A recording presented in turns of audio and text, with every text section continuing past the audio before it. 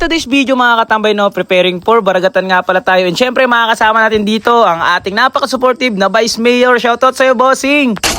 Sino ba naman ang hindi gaganahang mag-practice mga katambay, no, kung ganito kasarap ang suportang ibinibigay sa iyo ng iyong sariling bayan?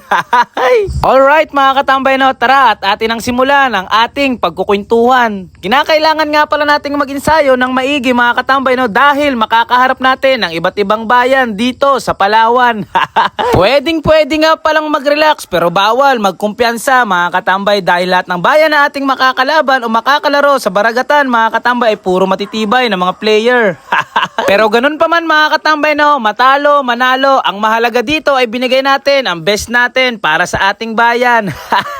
Isa nga rin pala sa kagandahan dito mga katambay, no, na kapag natatalo ka ay mas lalo kang natututo mga katambay.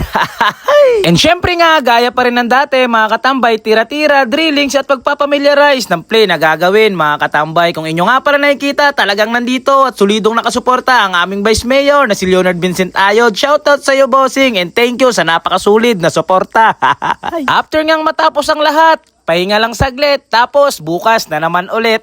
Nga pala mga katambay, no, sa mga solidong followers natin dyan na hindi taga dito sa Palawan at gustong pumasyal o magbakasyon dito mga katambay, no, naghahanap ng kanilang magiging travel-in tour mga katambay, highly recommended ko nga pala sa inyo ang Wanderer Travel-in Tour Services mga katambay. Dahil nga bukod sa napakabait ng kanilang staff mga katambay, no, ay napaka-approachable pa, nung tipong talagang akala mo ang tagal-tagal nyo nang magkakakilala o. Kaya sa mga naghahanap dyan, ilalagay ko na lang yung link ng kanilang page sa comment section. That's it. Wah!